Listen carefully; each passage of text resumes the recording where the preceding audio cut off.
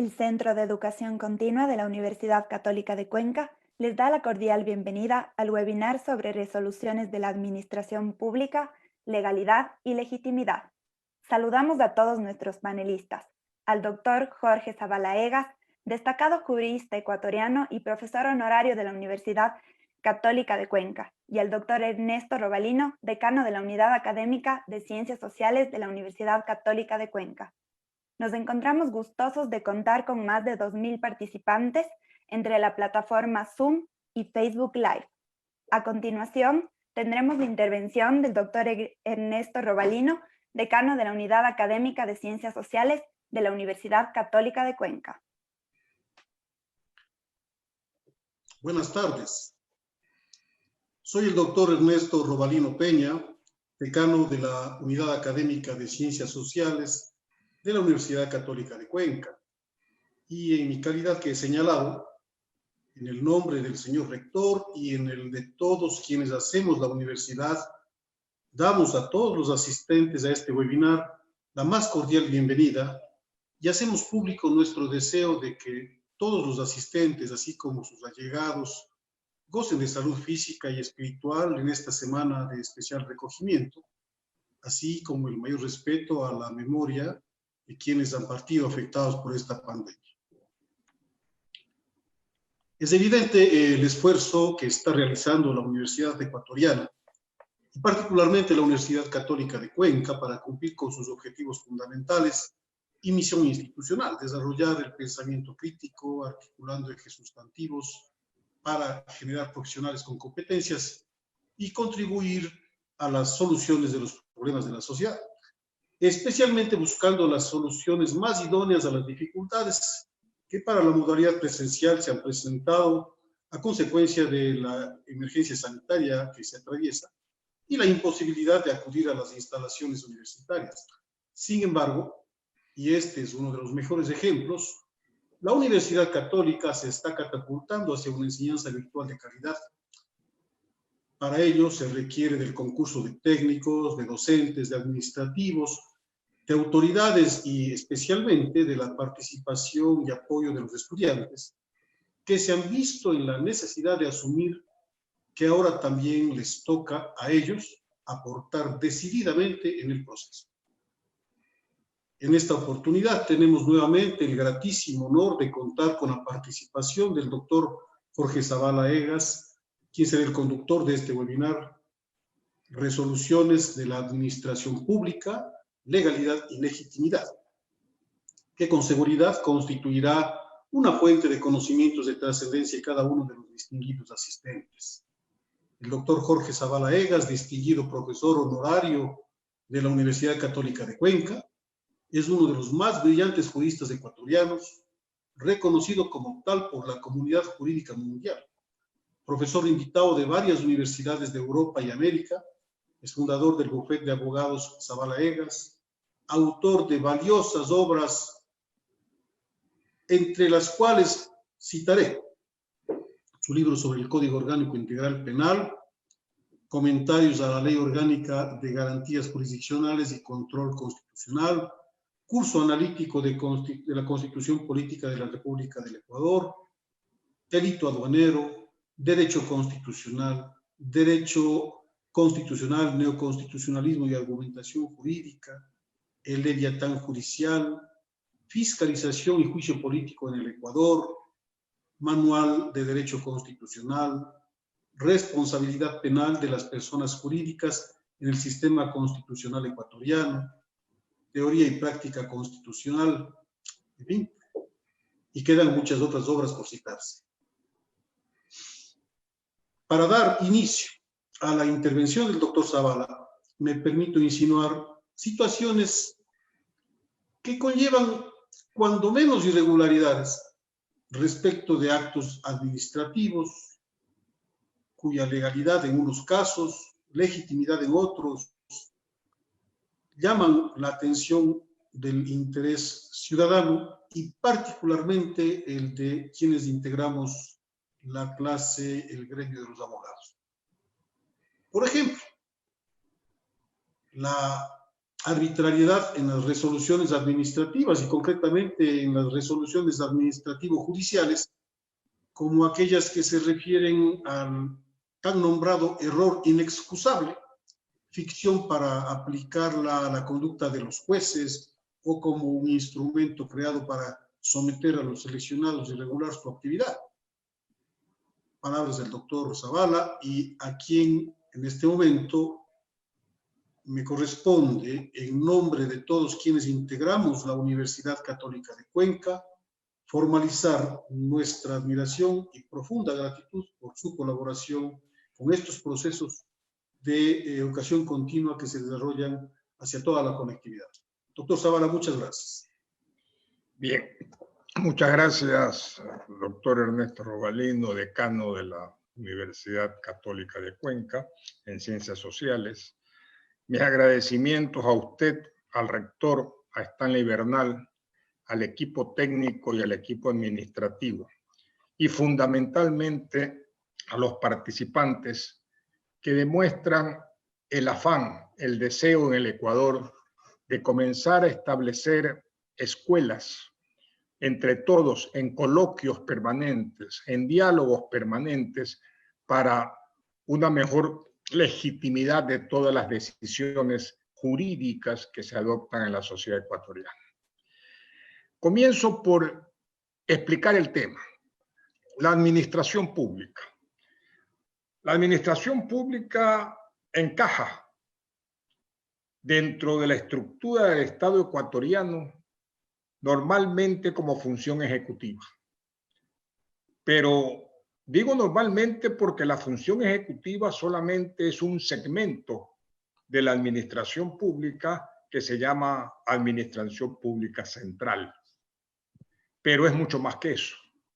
La administración pública ahora en la Constitución de la República se encuentra comprendida en todos los órganos, personas jurídicas que comprende el artículo 225 de la Constitución.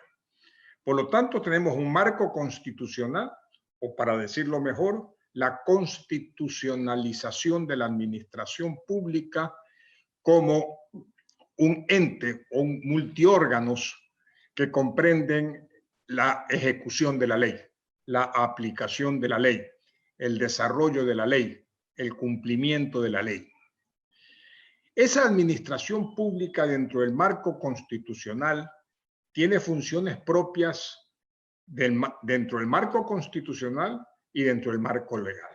Y sobre eso vamos a hablar, de cómo esta administración pública, que nos acompaña permanentemente en el diario convivir a todos los ciudadanos, se comporta y debe comportarse.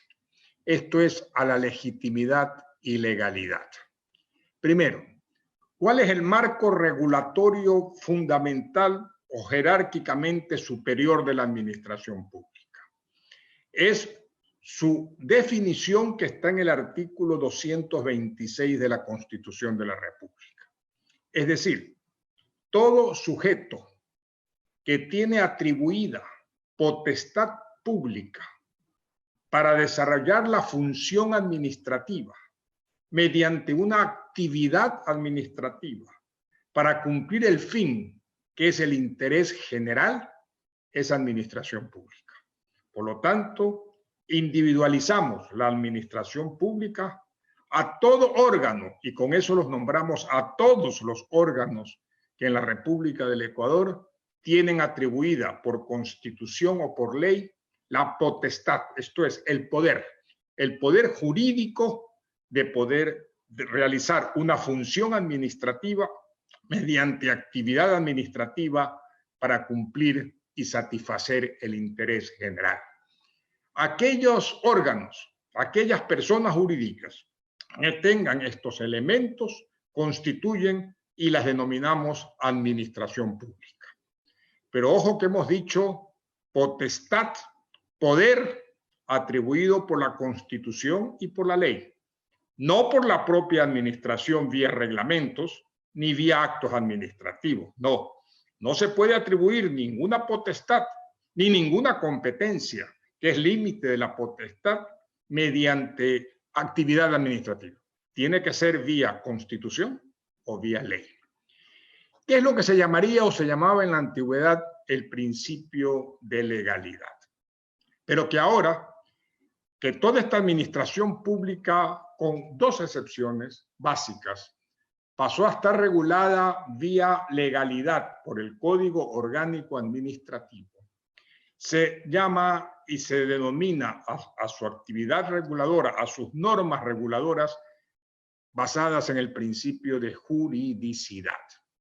Eso está en el Código Orgánico Administrativo y así se lo menciona en el artículo 14 del COA, cuando habla del principio de juridicidad, que no es otra cosa que el desarrollo de lo que está previsto en el artículo 226 de la Constitución de la República y que es la sujeción de la administración pública, la sujeción de los órganos de la administración pública, la sujeción de las autoridades, el sometimiento de las autoridades a la Constitución, a la ley y a los instrumentos internacionales sobre derechos humanos. Eso es la juridicidad y esa es la legitimidad que adquieren las decisiones de la administración pública. Esto es, cuando van acordes con la Constitución, con los instrumentos internacionales de derechos humanos y con la ley. Que no se queda acotado en un principio de legalidad. Y aquí vale la pena ser claros con todos nosotros. El principio de legalidad, esto es, de la vinculación positiva de la ley a la administración pública, que se traducía en la década del 70 en decir, la administración pública solo puede hacer lo que la ley expresa y por lo tanto no puede hacer lo que la ley no expresa, se encuentra exacerbado, se encuentra irritado, se encuentra tocado, porque ya ese principio de legalidad como vinculación positiva, esto es, que la administración pública le está prohibido hacer lo que la ley no expresa, se encuentra en total derrumbe y en total retirada. Ya no es así. Tanto es así que el propio Código Administrativo dice claramente cuando habla del principio de juridicidad, señala en el inciso segundo, la potestad discrecional se utilizará conforme a derecho. Esto es, la potestad discrecional como alternativa al principio de vinculación obligatoria de la ley a los órganos se puede ejercer en virtud de potestad discrecional. Esto es libertad de decisión administrativa, pero subraya conforme a derecho. ¿Qué debemos entender en consecuencia? Que ya no podemos sostener a rajatabla que la administración pública solo puede hacer lo que la ley le permite. Puede hacer lo que la ley le ordena hacer, lo que la ley le permite hacer, puede hacer eso y más. Y puede hacer todo lo que sea necesario para cumplir el interés general, siempre que sea conforme a derecho. ¿Y cuál es el principio o los principios para que sea la discrecionalidad administrativa conforme a derecho? 2. El principio de razonabilidad jurídica, que es proporcionalidad jurídica, que está en el artículo 16 del propio Código Administrativo. 1 y 2, que el ejercicio de la competencia se encuentra comprendido todo aquello que está previsto en la ley y más de lo que es necesario para el cumplimiento del interés general. Por lo tanto, vamos diciendo claramente que hay una potestad discrecional que tiene que ser controlada, por los ciudadanos, por los particulares afectados, por el contencioso administrativo, en virtud de que esa discrecionalidad de la administración pública se pueda ejercer conforme a derecho. Esto es, conforme al principio de proporcionalidad, que en otras palabras no significa otra cosa, que la administración pública solo puede sacrificar nuestros derechos. Los derechos de los ciudadanos solo pueden ser sacrificados con medidas restrictivas de esos derechos que sean adecuadas e indispensables para el cumplimiento de un fin constitucional. Por lo tanto, tenemos que estar claros y ser determinantes. No se trata de una libertad de decidir a libre discreción. Eso es arbitrariedad. A mera voluntad, eso es arbitrariedad. A mero capricho, eso es arbitrariedad. Tiene que ser de acuerdo al cumplimiento de un fin protegido por la Constitución y el ordenamiento jurídico, con medidas idóneas o adecuadas e indispensables para el cumplimiento de esos fines. Vamos a ver, en este caso en el Ecuador, olvidémonos del estado de excepción por un momento, que es un tratamiento diferente y de rango constitucional. Vamos a suponer una medida administrativa que sacrifica nuestro derecho a la libertad de tránsito ambulatoria o libertad de movilización.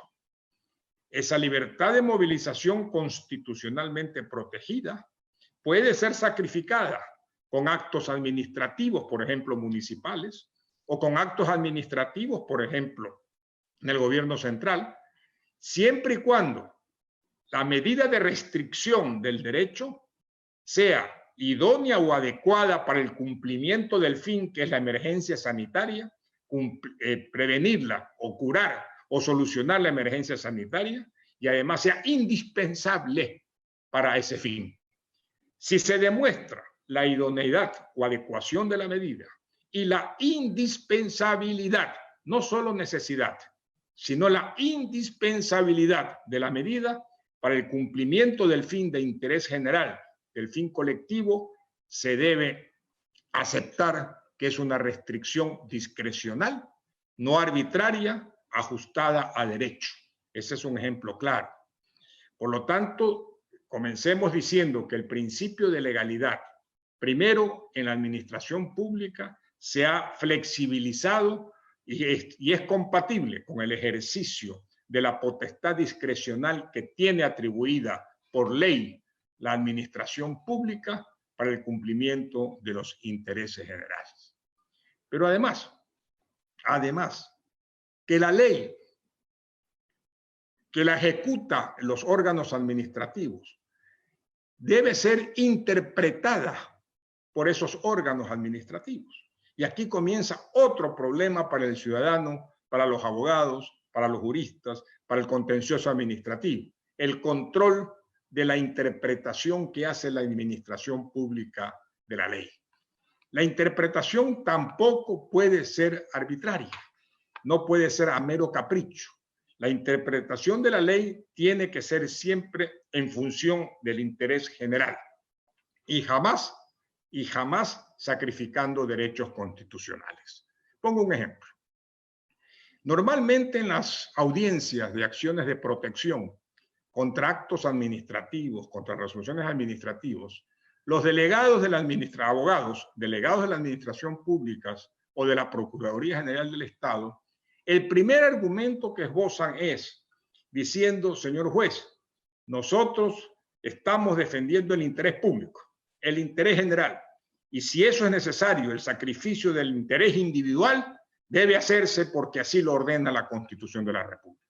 Eso no es verdad, señor. No es nunca verdad que el interés público prevalece sobre los derechos constitucionales. No. Seamos claros, el interés público prevalece sobre el interés privado, pero el interés público no prevalece sobre el derecho constitucionales de las personas, el contenido protegido por la Constitución de las personas. No puede, por el interés público, una autoridad confiscarme la propiedad. No puede, porque por más interés público que sea el uno e interés privado el otro, ese contenido está protegido por un derecho fundamental que no puede ser restringido por nadie, de acuerdo con el artículo 11.4 de la Constitución de la República. Por lo tanto, establezcamos una barrera a la administración pública. Usted puede restringir los derechos para el cumplimiento del interés general con medidas proporcionales, de acuerdo, pero no puede sacrificar derechos constitucionales. Eso lo dice en forma expresa el artículo 85.2 de la Constitución de la República, que es una de las garantías institucionales que nos otorga la Constitución precisamente contra estos excesos de la administración. Este es otro paradigma necesario para el control de la actividad de la administración pública. Ahora bien, dejemos de lado ya situado este contexto constitucional, jurídico de la administración pública. Aterricemos un poco en la práctica. La actividad administrativa, dice el artículo 1 del Código Orgánico Administrativo, dice que este código regula el ejercicio de la función administrativa. Entonces, está reconocido por la ley, que hay por la Constitución, que hay un sujeto atribuido de potestades y competencias otorgadas por la Constitución y la ley. 2, está reconocido por el COA de que estos sujetos ejercen una función administrativa. Esa función administrativa se concreta, se desarrolla, se implementa, se aplica mediante la actividad administrativa. Y dice el COA que en la actividad administrativa se desarrolla a partir, en el artículo 89 del COA, mediante acto administrativo, acto de simple administración, contrato administrativo, hecho administrativo o acto normativo de carácter administrativo. Es decir, esa actividad se desdobla, se puede concretar en cualesquiera de estos elementos.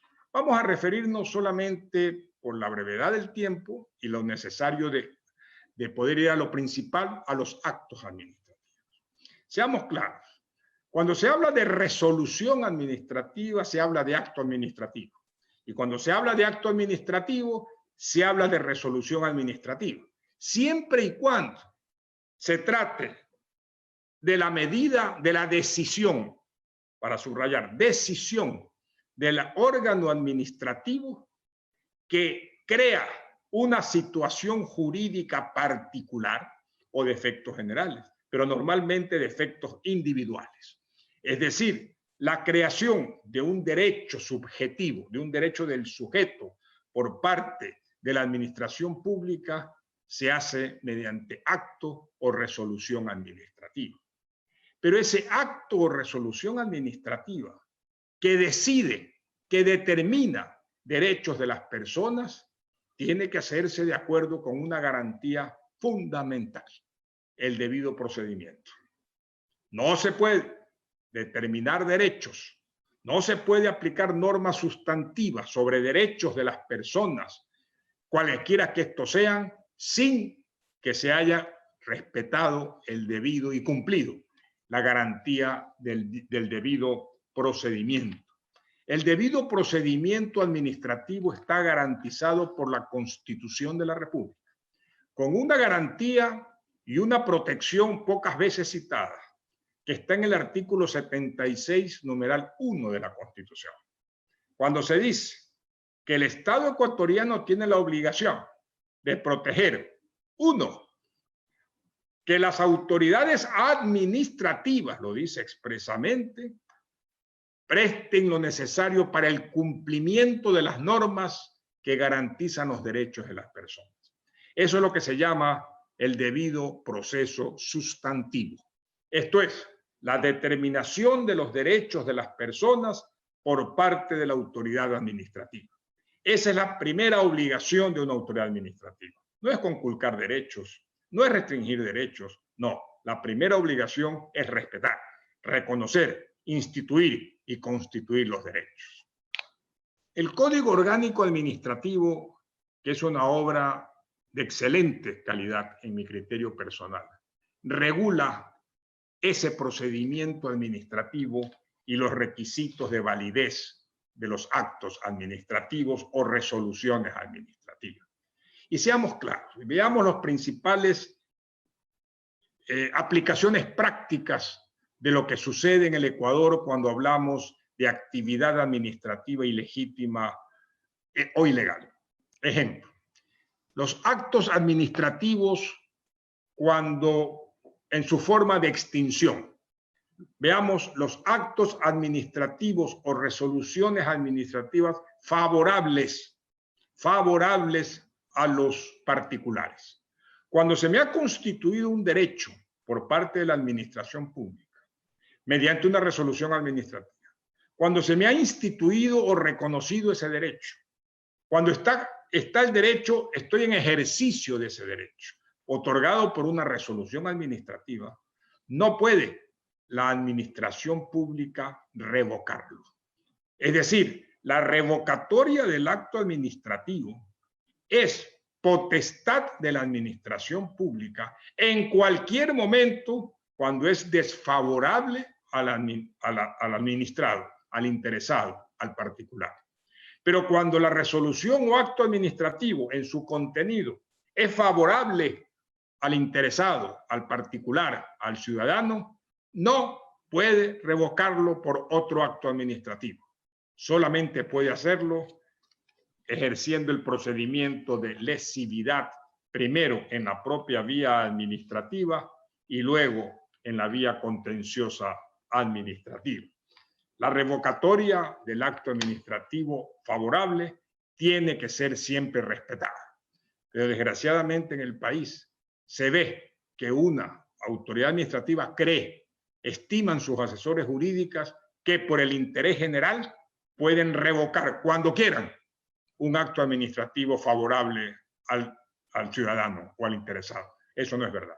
Eso es ilegal, eso es ilegítimo y eso está prohibido en forma expresa por el artículo 103, numeral 2 del Código Orgánico Administrativo en relación con el artículo 115 del propio Código y el artículo 118 del mismo.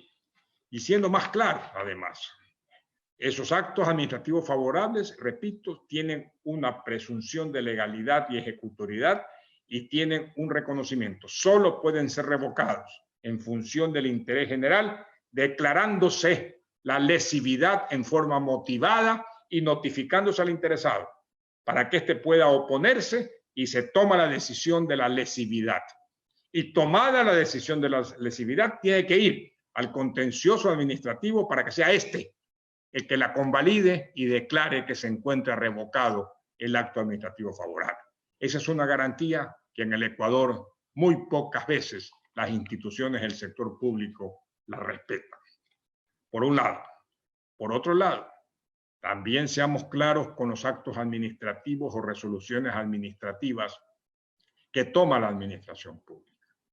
Cuando se trata de resoluciones o actos administrativos que adolecen de vicios de nulidad, cuando hablo de nulidad, hablo de la nulidad radical, la nulidad de pleno derecho, la nulidad que se llama en el derecho civil nulidad absoluta. En este Código Orgánico Administrativo, en forma clara, en el artículo 104, se señala cuáles son las causales para la nulidad de un acto administrativo, de una resolución administrativa, de una decisión administrativa. Y son, 1, los que sean contrarios a la Constitución y a la ley. Esto es, cuando el acto administrativo es totalmente en su contenido regulativo, contrario a lo que manda la Constitución, por ejemplo, contrario a un derecho fundamental, en ese momento se vicia en nulidad absoluta a ese acto administrativo. Y hay 8 causales para determinar la nulidad radical de un acto administrativo. Pero aquí lo importante es que esta nulidad puede ser insinuada, presentada, requerida por el administrado en cualquier momento. No tiene plazo de validez para que se subsane por el tiempo esa nulidad radical. Y el artículo 132 del Código Orgánico Administrativo determina que en cualquier tiempo el particular puede presentarse y requerir a la autoridad administrativa su pronunciamiento sobre la nulidad de pleno derecho, sobre un acto administrativo por estar viciado por causa de nulidad de pleno derecho. No me refiero, por supuesto, a la anulabilidad, del acto administrativo que es esencialmente subsanable. La diferencia estriba en una sola cosa. La nulidad de pleno derecho es por las causas taxativas señaladas en forma taxativa por el artículo 105 del Código Orgánico Administrativo. Y cualquier otra causa de ilegalidad es la que determina la anulabilidad del acto administrativo y, por lo tanto, que puede ser subsanada. Aquí también señalando una gran diferencia. El acto o la resolución administrativa anulable puede ser subsanada. Sí, en las condiciones que señala la ley, sí, pero no es lo mismo que el procedimiento administrativo nulo. El procedimiento administrativo que es nulo, por estar viciado por una causa fundamental, por ejemplo, la indefensión, o no se abrió el término de prueba, o no se dio el derecho de audiencia. Ese procedimiento administrativo nulo jamás puede ser subsanado. No entra dentro de la categoría de los actos de la administración pública que puedan ser objeto de subsanación o de convalidación, como lo señala la propia ley. Por lo tanto, estamos ante estos derechos que tiene frente a la administración pública el interesado. Ahora bien, esto es en el procedimiento administrativo ordinario. Y en este procedimiento administrativo ordinario se señalan claramente las etapas de iniciación, la etapa de prueba, la etapa de alegación y la etapa de resolución. Y por supuesto, hay la etapa de impugnación. Todo acto administrativo solo se impugna vía apelación. Y dentro de la apelación entran las causales de nulidad que podrían estar insertas o viciando ese acto administrativo. Y luego de terminado el procedimiento administrativo con resolución de la instancia correspondiente, queda todavía pendiente el recurso extraordinario de revisión, que es cuando el acto administrativo es firme, pero no ha causado estado, porque todavía ha causado estado, pero todavía queda sobre eso que causó estado el recurso extraordinario de revisión que prevé el propio Código Administrativo cuando existen evidentes o manifiestos errores de hecho o de derecho de ese acto administrativo. Todo esto configura un debido procedimiento administrativo ordinario. Pero de aquí queda uno de los más importantes procedimientos administrativos, que es el sancionador. No confundamos.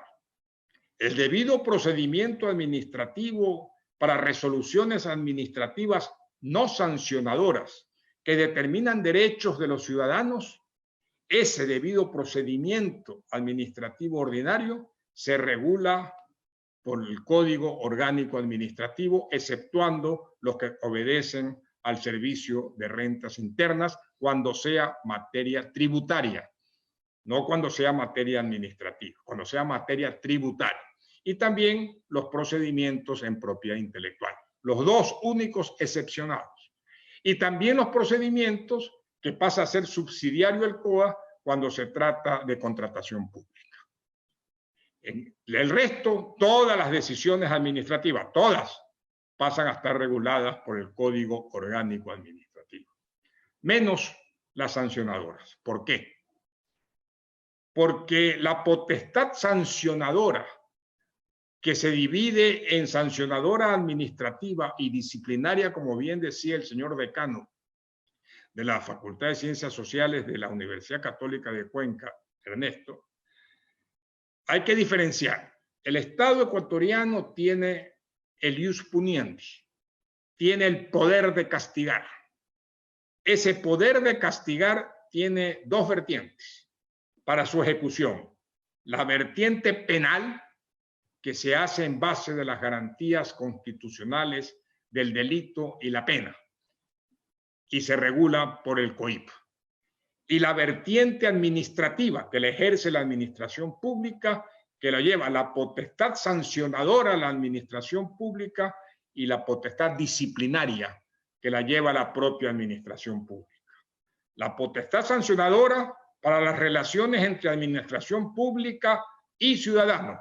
Por ejemplo, el que me multen por salir el día que mis placas no están autorizadas a salir, amerita el ejercicio de una potestad administrativa sancionadora, porque es administración pública versus ciudadana.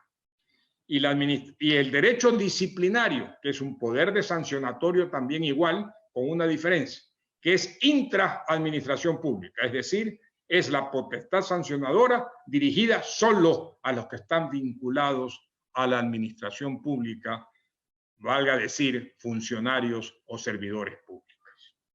Esta potestad sancionadora a los ciudadanos y particulares las regula el COIP. Pero, señores, en la experiencia me he demostrado la arbitrariedad de la administración pública. No pretenden seguir el nuevo procedimiento sancionador, que obliga a un sistema sancionador acusatorio. Esto es, que obliga a que el órgano administrativo acusador sea diferente al órgano administrativo que sanciona o que resuelve la acusación. Es decir, el rol de la fiscalía y el rol de juez se revierte al Código Orgánico Administrativo y en forma expresa el COA dice que se requiere un órgano acusador distinto del órgano que resuelve. Ante el órgano que resuelve es que él es el que va a valorar la prueba actuada y va a valorar y tomar la decisión final. Pero este tiene que ser un procedimiento con dos órganos separados, uno para acusar y otro para resolver.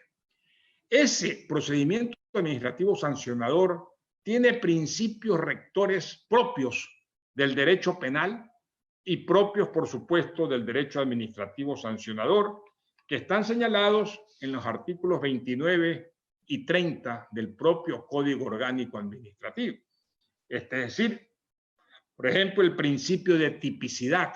No es que la administración pública o el órgano administrativo, ni el municipio, ni el GAT provincial o el GAT cantonal puedan sancionar lo que les venga en gana sancionar. No es que puede decir porque el interés municipal es que no haya aquí aglomeración de personas, voy a señalar una sanción para aquellos que se aglomeren, para aquellos que hagan acumulación de personas. La pregunta primera es, bueno, señor, ¿y dónde está tipificado eso? No hay tipicidad. Si no hay tipicidad, señor, de la infracción administrativa, no hay en consecuencia debido proceso si usted sanciona.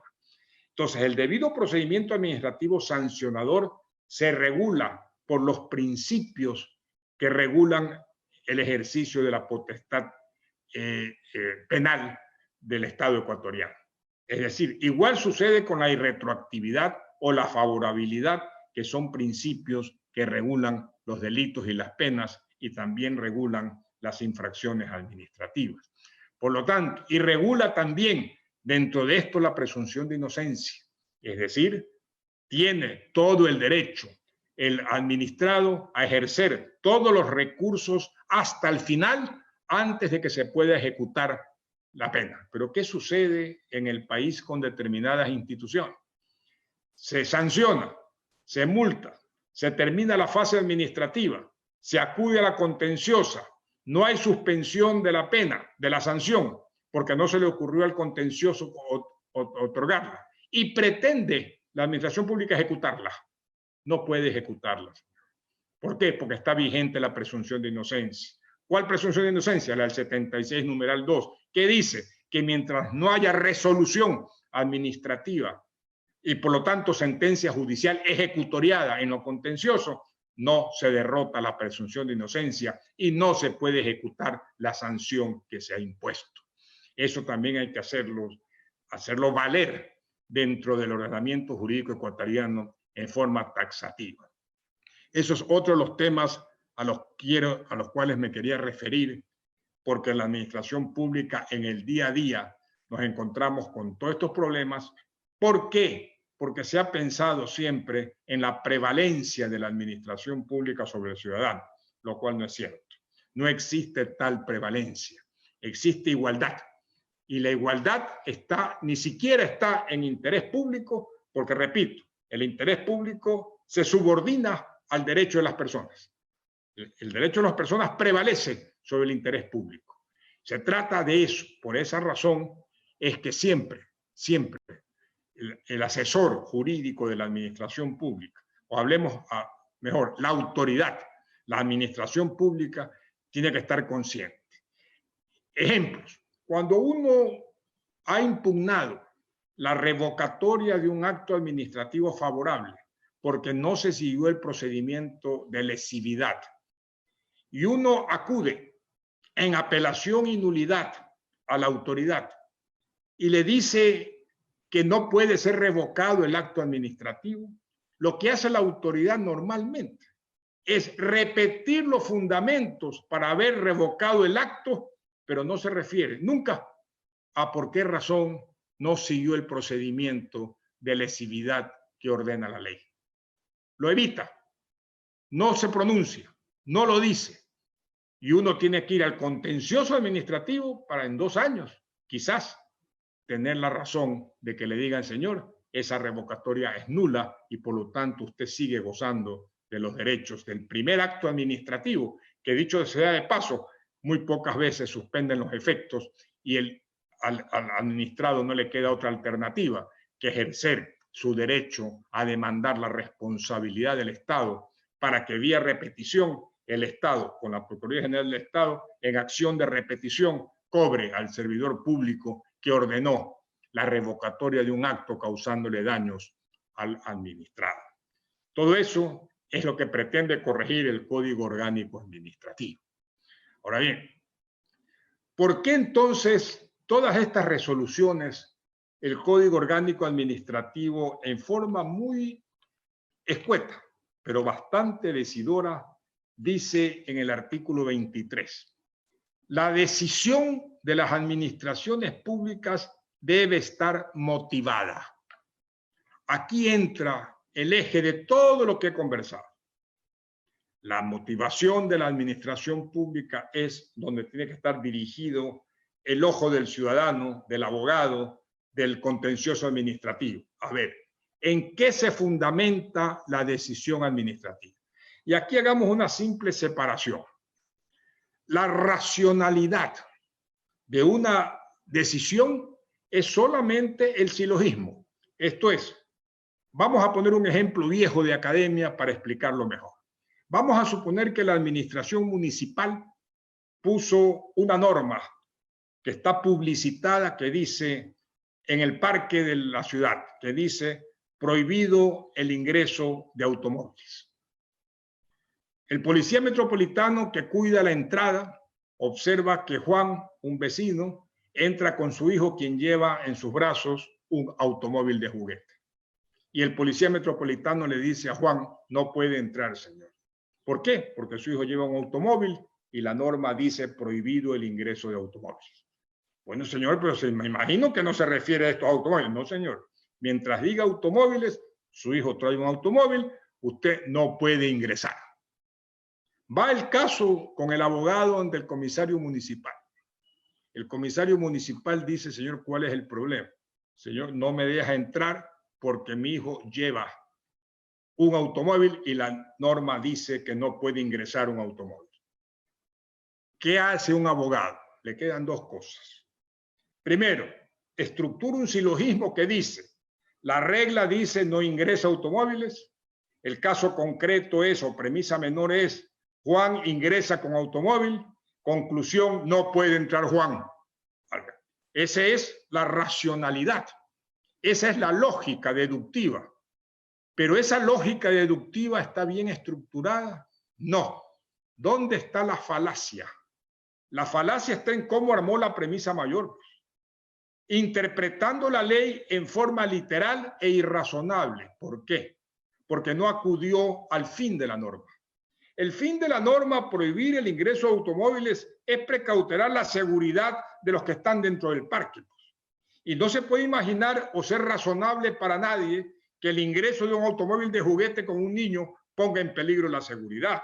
Por lo tanto, la interpretación de la norma no es la que puso el comisario en la premisa mayor, sino es, premisa mayor, está prohibido el ingreso de automóviles que pongan en peligro la seguridad de los ciudadanos. Esa es la norma.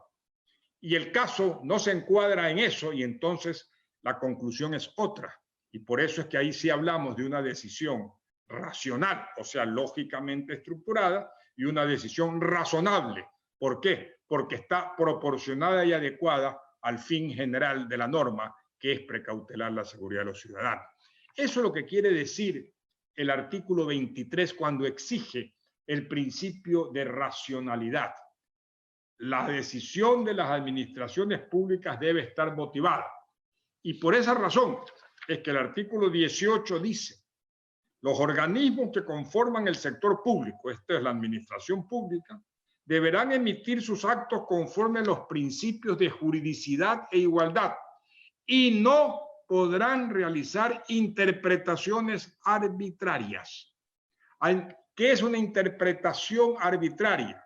O una decisión arbitraria, o un procedimiento arbitrario, o cualquier actividad o actitud arbitraria, la que no está motivada, la que no se puede motivar. ¿Y por qué no se puede motivar? Porque no tiene razones jurídicas. Y por esa razón, al no haber razones jurídicas, es inmotivada, y por ser inmotivada es arbitraria. Y al ser arbitraria, dejó de ser acto administrativo. ¿Y qué pasó a ser? Hecho administrativo. O lo que se llama comúnmente en doctrina la vía de hecho, que es una de las actividades a las cuales se refiere el Código Administrativo como una forma de actividad.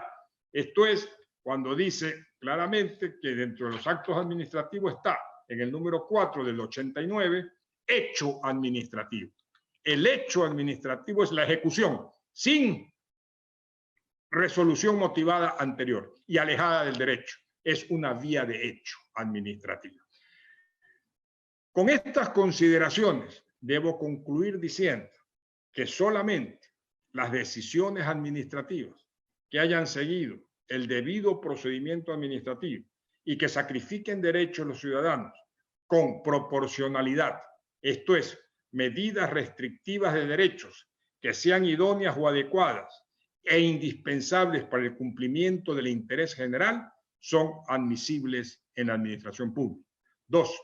Que el debido procedimiento precautela las resoluciones favorables a los administrados que no pueden ser revocadas libremente por administración públicas, sino previo procedimiento administrativo de lesividad y previa lo posterior jurisdicción contencioso administrativa.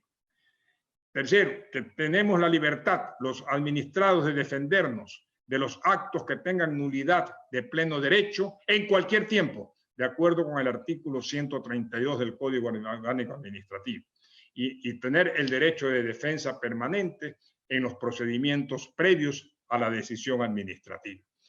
Con estas reflexiones, que solamente las expongo para en que todos tengamos material para debatir, conversar, dialogar, llegar a conclusiones, me disculpo por la rapidez con que tengo que abordar cada uno de los capítulos que merecen mucho y son tratados mucho más extensamente, por supuesto, y quedo a la orden de ustedes y del panel para cualquier tipo de preguntas. Muchas gracias. Agradecemos al doctor Jorge Zabalaegas por su excelente intervención y damos paso al foro de preguntas. En este momento, los panelistas que han levantado la mano durante la conferencia o los que quieran levantarla este momento podrán esclarecer todas sus dudas. Vamos de este momento a analizar las preguntas. Damos paso a Germania Díaz.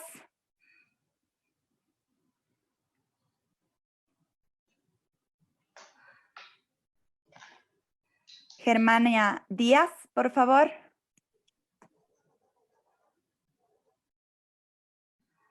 Bueno, ¿se dio paso ya a Germania? Buenas tardes. No.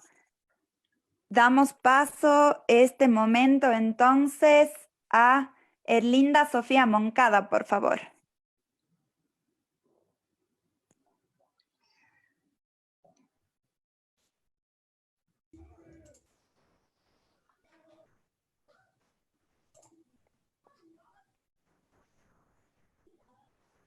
Erlinda Sofía Moncada.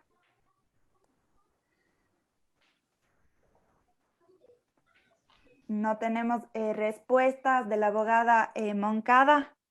Damos paso a Eric Hidrobo Vinuesa. Listo.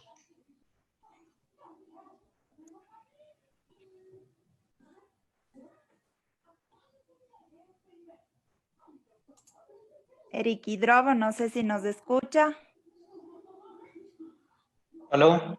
Sí, ¿me escuchan? Sí, cómo Sí, no. le escuchamos. Continúe. Doctor Zavala, muy buenas tardes. Un gusto nuevamente escuchar sus ponencias.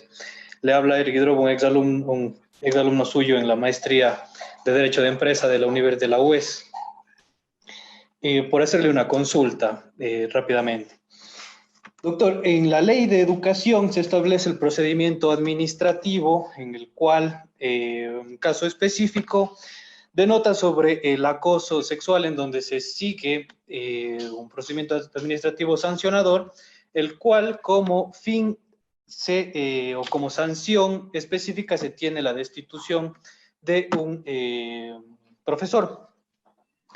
Para que esta resolución pueda ser motivada eficazmente, debe haber una prejudicialidad penal en donde se haya obtenido una sentencia condenatoria en el tema penal para poderla motivar eficazmente, o se lo puede destituir en base a las presunciones que establece la Ley de Educación, porque vamos a tomar en cuenta que el ente la normativa específica para este tipo de delitos sancionatoria es la aplicación penal. Pero la Ley de Educación manifiesta que, sin perjuicio de lo que se establezca la normativa penal, puede llegar a una destitución. No se estaría ahí vulnerando el derecho a la defensa o el estado de defensa de la persona o del profesor. Bien. A ver, la tipicidad, si no la conozco, pero según lo que usted me refiere, en la Ley de Educación se tipifica el acoso sexual y la consecuencia de ese acoso sexual es la destitución. Así está tipificado como contravención o infracción disciplinaria. ¿Correcto? Pues, si está así, lo que se refiere es que la autoridad administrativa disciplinaria, ese hecho que se revierte a la calificación jurídica de acoso sexual, tiene que ser probado en el expediente disciplinario. Ahora bien, aquí hay una diferencia en la doctrina. Si es que al mismo tiempo se ha abierto la investigación penal y la infracción penal, tiene que obligatoriamente suspender el procedimiento sancionador hasta que concluya el proceso penal. ¿Por qué? Porque lo que se sostiene es que el mismo hecho no puede ser, por ejemplo, declarado existente por la autoridad disciplinaria y por el juez declarado inexistente. Es decir, el Estado ecuatoriano no puede al mismo tiempo decir este hecho existió y al mismo tiempo decir este hecho no existió. El uno con el brazo judicial y el otro con el brazo sancionador disciplinario. Entonces, sino el expediente administrativo se puede sancionar y enviar para efectos penales el expediente. Pero si están abiertos los dos o hay litispendencia, tiene que necesariamente suspenderse el administrativo sancionador hasta que concluya el proceso penal. Muchísimas gracias, doctor.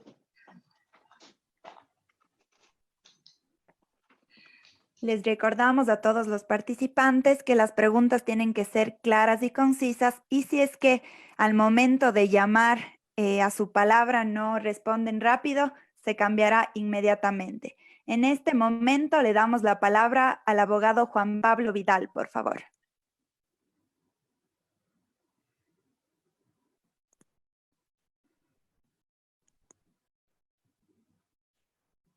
No sé si el abogado Juan Pablo nos escucha.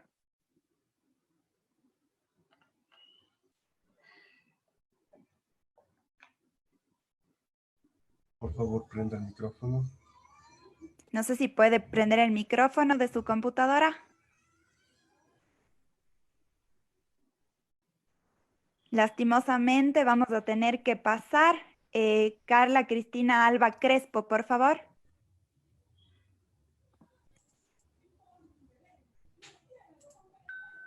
Aló, aló, aló. Sí, Aló, ahí aló. me escuchan. ¿Cómo Aló. no? Sí, sí, Sí, cómo no. sí, le escuchamos, abogado. Buenas tardes, le saluda Juan Pablo Vidal, doctor. Muchas gracias, como siempre, lúcido en sus exposiciones. Yo creo que realmente la entrada de la administración siempre ha sido un karma que hemos tenido los ciudadanos. Como dice Perrayoli, el derecho administrativo es la ley del más débil, justamente para luchar contra la arbitrariedad del poder.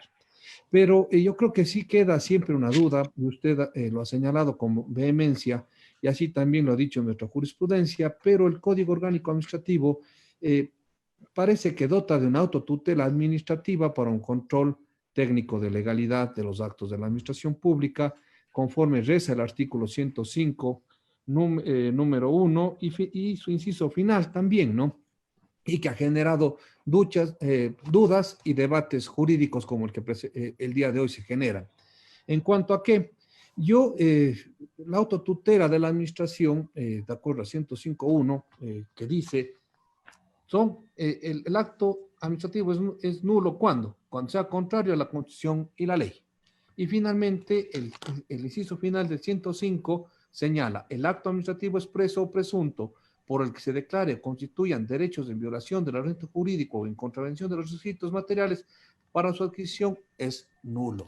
Estaríamos aquí, como usted señaló, en cuanto a la interpretación que podría dar la administración a un momento dado a una norma jurídica y resolver respecto a una petición de un administrado y genere un acto administrativo. Y luego pueda, de acuerdo a la lectura de esta disposición, se podría entender que la administración tendría libertad plena y absoluta para poder hacer un control técnico de legalidad de los actos administrativos dictados por ellos. Esto es una autotutela, evitando el control técnico de legalidad de los actos de la administración pública, porque la acción de lesividad también la teníamos, como usted conoce bien, en la ley de la corrupción contencioso administrativa, ya extinta, ahora suplantada por el Código Orgánico General de Procesos, en la que se sigue manteniendo esto, ¿no? Por lo tanto, yo comparto su... Pero realmente esta disposición, he escuchado a otros panelistas como el doctor Juan Pablo Aguilar. Juan Pablo Aguilar sostiene que él está de acuerdo con que existe este control técnico de legalidad de la administración con la lectura del artículo 105 que me he permitido señalar en relación hacia el número 1 del mismo y el inciso final. Luego, tenemos la resolución de la Corte Constitucional, que usted debe conocerla, sobre la irrevocabilidad de la concesión de nombramientos habiéndose omitido el procedimiento previo de concurso de méritos y oposición que señala nuestro texto constitucional y la Ley Orgánica de Servicio Público como único medio legítimo para acceder al servicio público. En esta sentencia, si usted la conoce, se resalta justamente que de la lectura del artículo 105, inciso final, y de igual manera en su orden del 371 del COTAD, que es antes vigente, que regulaba sobre esta potestad de autotutela, se podría entender que la administración podría rehuir ese control técnico de legalidad y podría resolver por sí misma. Esta sentencia lo único que nos dice es que se tendría que dar, se debería tener en contexto, cuando se traten de derechos fundamentales, dar una limitación del poder de la administración de proveerse de un remedio de forma directa, como sería esta revocatoria del acto. Súper corta la pregunta. Perdón. ¿Aló? Sí, aló, sí, estoy oyendo. Ya. Mi consulta, doctor, realmente, ¿cuál ha sido su experiencia? Porque realmente este momento, ¿qué tenemos? Como No sé si podemos, por favor, resumir un poquito la pregunta por cuestiones de tiempo. Necesitamos resumir un poquito más las cosas. Muchas gracias. Bueno, con todo gusto, sino lamentablemente, como se expresó el doctor Zavala, son temas que sí ameritan dar una introducción y poder tener un contexto para que él también pueda ayudarnos con una respuesta. Conforme la nulidad del acto administrativo y esa potestad de autotutela está en el mismo capítulo del acto administrativo. Está en la sección tercera y tenemos en la sección quinta la revocatoria de los actos favorables. Es una interpretación pro administrado, deberíamos entender, ese es mi criterio, no sé si lo comparte usted, si es que realmente el artículo 105 con esta potestad de autotutela que le da a la administración, existe, podríamos entender, una antinomia entre estas dos secciones, entre la una que le da esa autotutela a la administración para revocar los actos nulos y la otra que se habla sobre la revocatoria de los actos favorables. Entonces, solamente la administración podría revocar con capacidad de autotutela los actos administrativos que sean de contenido desfavorable al administrado, de acuerdo al 105.1 y su inciso segundo, o también tendría potestad para revocar actos favorables que sean contrarios a la Constitución y la ley. Gracias, doctor. A ver, yo creo que si el tema vamos a solucionarlo así desde mi punto de vista, por supuesto, que es solamente lo que hasta aquí yo he logrado entender. El artículo 105 se refiere concretamente en sus 8 causales a las causas de nulidad radical o de pleno derecho. Así es. Y ese acto administrativo son los que no son subsanables o convalidables. Muy bien. Pero ya cuando se refiere en el inciso final, usted solamente cámbiele la última palabra que dice es nulo por anulable. Ya no se refiere ese caso a las nulidades de pleno derecho. Se refiere a las causas de anulabilidad del acto administrativo. Y la autotutela de la nulidad de pleno derecho, por eso es la diferencia. ¿Por qué estriba y cuál es la razón para esa diferencia? En la decisión de revisión de oficio de nulidad de pleno derecho, se trabaja con un acto que jamás tuvo validez y por lo tanto jamás pudo adquirir la presunción de legitimidad y ejecutoriedad. Y sobre esos actos hay decisión de revisión de oficio para declarar la anulabilidad, declarar que es nulo, declarar que siempre fue nulo, declarar la nulidad ab initio del acto administrativo.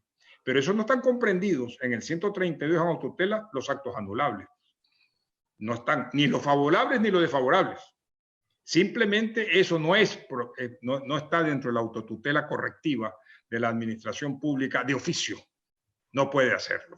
Solamente podría hacerse en procedimiento ordinario de revisión. Por lo tanto, si usted le cambia la interpretación a donde dice el texto de la ley es nulo, debe decir es anulable, porque ya no se refiere estos actos administrativos en violación del ordenamiento jurídico a los que están en las causales del 105, pues. Se refiere al resto del ordenamiento jurídico, se refiere precisamente a los actos de nulidad que llamados en el derecho civil nulidad relativa, que nosotros lo llamamos actos anulables. 1 y 2, subrayo, para mi criterio el 132 se refiere solo a nulidades de pleno derecho. Y 3, la nulidad, la irrevocabilidad de los actos administrativos favorables al administrado sin procedimiento de lesividad no procede, bajo ninguna circunstancia. No hay forma de que la administración pública pueda revocarlos, subrayo. Ahora, cuando quiera declarar la nulidad de esos actos, no lo puede hacer de oficio. No lo puede hacer de oficio. El 132 no le da esa competencia ni le da esa potestad. Ese es mi criterio dicho en pocas palabras. Ya lo conversaremos con mayor razonamiento. Bueno, realmente mi pregunta era porque el 106 determina la potestad de anular de oficio el acto administrativo. Y además el 105 establece en su número 1 que es nulo el acto administrativo que sea contrario a la Constitución y la ley. Sí, claro, pero el 106 se refiere a la nulidad de pleno derecho, pues. Diciendo que es nulo también el acto administrativo que sea contrario a la Constitución y la ley.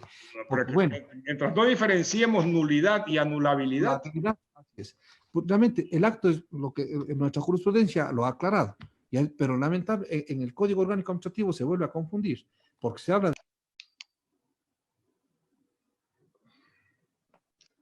Perfecto. Recordamos que las preguntas tienen que ser claras y concisas por cuestiones de tiempo. Damos paso, por favor, en este momento al juez Carlos Cárdenas.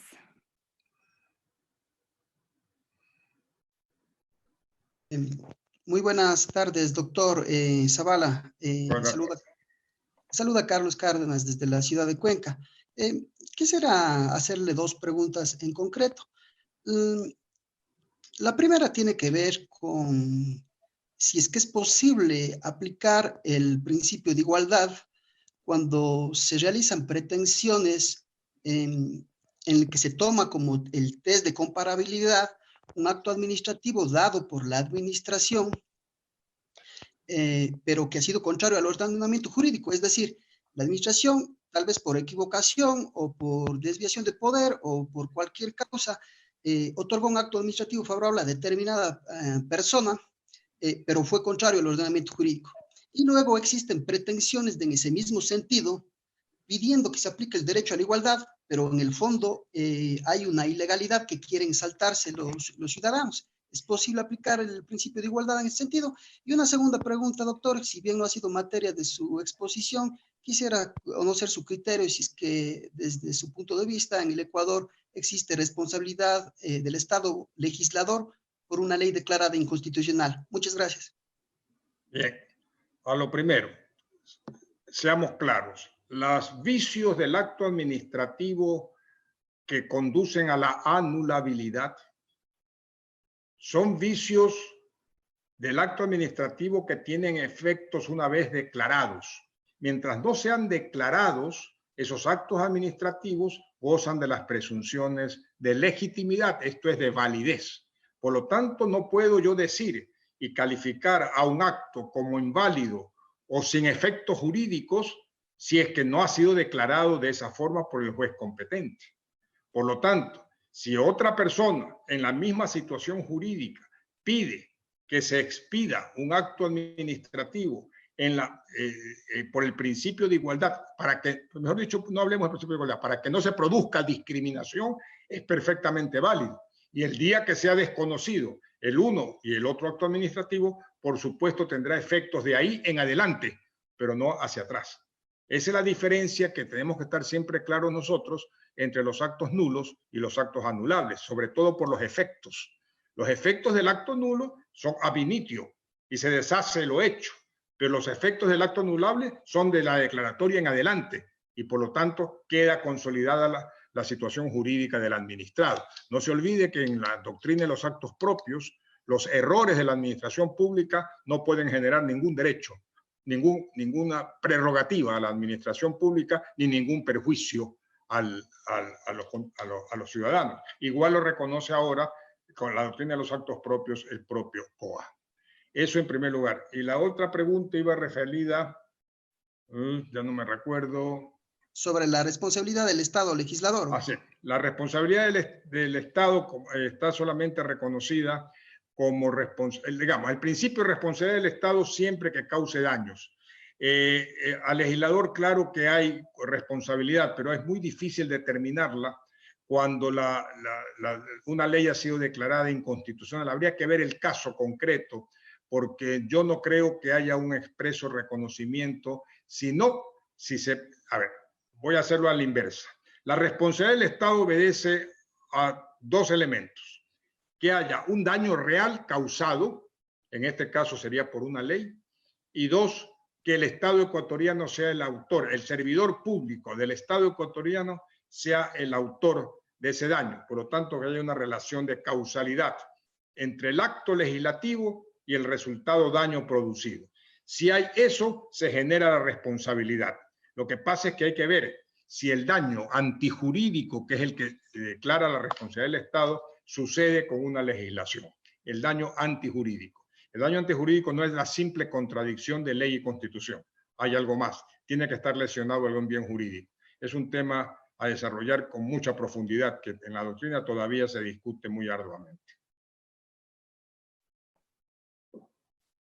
Perfecto. Ahora vamos a dar paso a la abogada Carla Cristina Alba, por favor. No sé si nos escucha.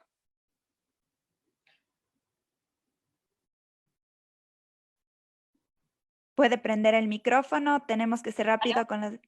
Le escuchamos, abogada, continúe. Muchas gracias, doctor. Ante todo, un atento saludo y le agradezco por el espacio que nos está brindando. Mi pregunta es lo más concreta posible. Doctor, reconociendo la presunción de legalidad y legitimidad que existe de un acto administrativo, ¿esto le otorga a la administración suficiente potestad para sustentar un acto administrativo que está siendo impugnado judicialmente, basarse en un acto administrativo que está siendo impugnado judicialmente para generar otro acto administrativo? Por ejemplo, la administración tributaria emite un acta de determinación por un ejercicio fiscal, misma acta que está siendo impugnada ante sede judicial, y sin embargo, el acto de determinación del siguiente ejercicio fiscal lo sustentan sobre este acto administrativo que está siendo conocido por vía judicial ante los jueces del contencioso tributario o incluso en Corte Nacional. Por tanto, doctor, bajo el principio, insisto, de presunción de legalidad y legitimidad, le otorga a la administración la suficiente potestad para sustentar un acto administrativo en virtud de otro acto administrativo que está siendo impugnado y que se encuentra en vía judicial. Bien, le contesto de la siguiente forma. Efectivamente, la presunción de legitimidad va acompañada de la presunción de ejecutoriedad. Esto es, que el acto es ejecutable. Ese es los primeros elementos de un acto expedido por la administración pública. Ahora bien, la única manera de impedir la ejecución de ese acto administrativo es pidiendo la suspensión de los efectos, que eso ya obedece a otra demostración del daño que se puede causar en función de la ejecución de ese acto cuando está en discusión en un proceso.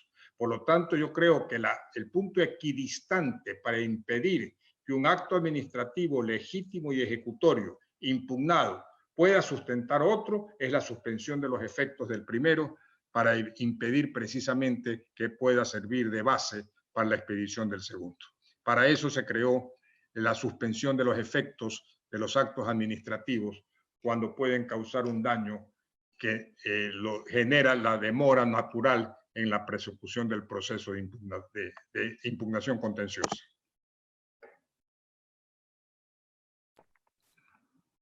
Vamos a dar paso ahora a la abogada Mónica Jaramillo, por favor.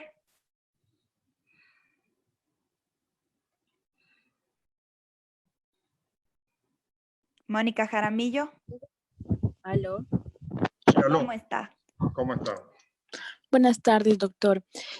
Concretamente, la pregunta es con referencia a los nombramientos provisionales, que de acuerdo al artículo 18, literal C del reglamento de la LOCEP, establece, y de acuerdo al decreto también establece una condición, que en el caso de los nombramientos provisionales es hasta que se convoque al concurso de méritos de oposición para ocupar esa vacante. La administración pública ha dejado sin efecto algunos nombramientos provisionales mediante un acto administrativo inmotivado. Algunos se han ido por la vía constitucional presentando acciones de protección y otros por la vía administrativa. Incluso la Corte Constitucional ya ha seleccionado algunos casos por esta diversidad de criterios, tanto que han sido aceptadas algunas acciones de protección y otras han sido rechazadas por improcedencia, por cuanto eso debe ventilarse vía contencioso administrativo.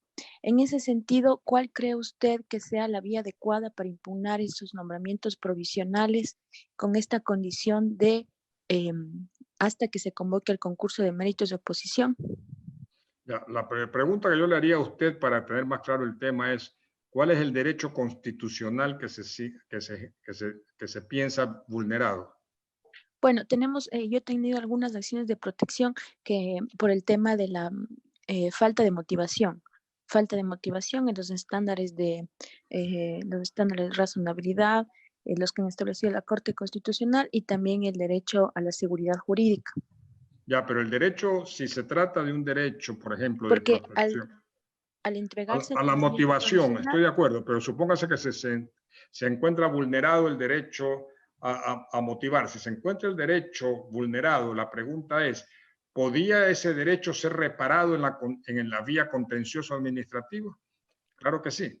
si podía ser vulnerado, si podía ser reparado en la contencioso administrativo, en consecuencia había vía de legalidad para poder reparar el derecho y no necesariamente la acción de protección. Y aquí es donde comienza la discusión si la acción de protección es en subsidio de la vía de legalidad, con la eficacia de la vía de legalidad. Es decir, la pregunta es, ¿podían los jueces de lo contencioso suspender los efectos que dejaban sin efecto los nombramientos? ¿Lo podían hacer? Sí. No se acudió a eso, ¿por qué? Y de esa manera se demuestra que se ha saltado el paso procesal necesario de la legalidad. Vamos a dar paso ahora, por favor, al abogado Juan José Flores Crespo.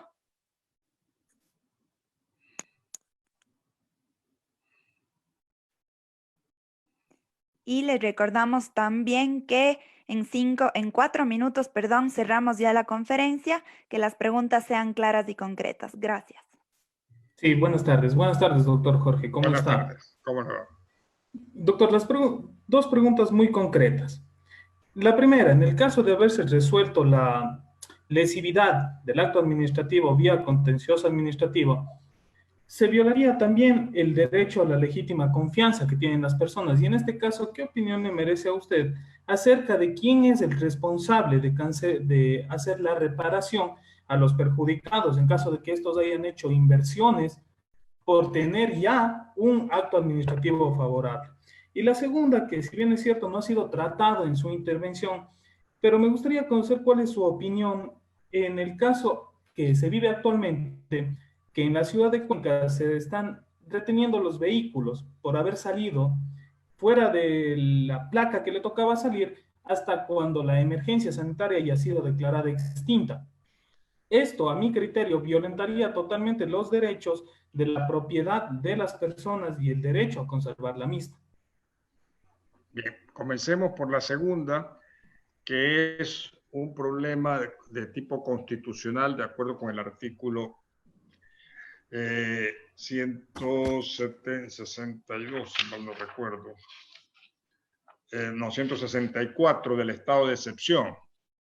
En el estado de excepción se puede limitar los derechos de las personas y por lo tanto esa limitación de los derechos, mientras sea adecuada, idónea y necesaria para el cumplimiento del fin general, está constitucionalmente justificada.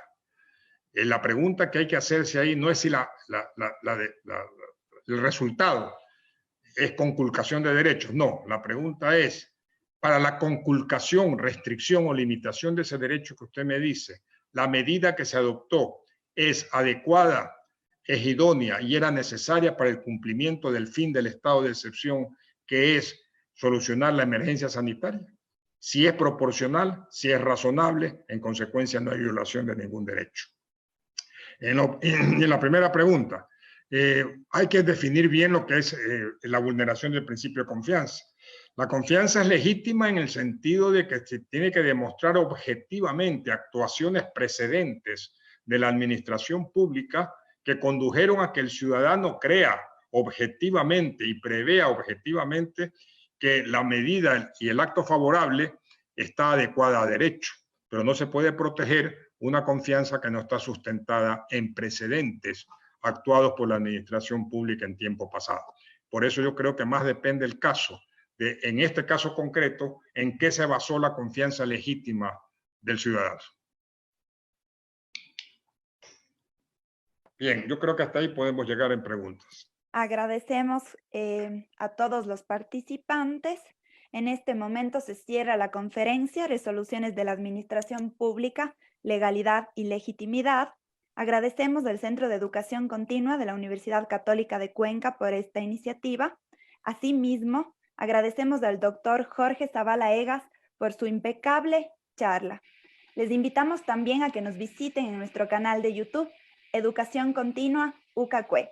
Buenas noches y muchas gracias por ser parte de esta iniciativa. El Centro de Educación Continua de la Universidad Católica de Cuenca piensa en ti y en tu futuro. Gracias. Gracias a todos.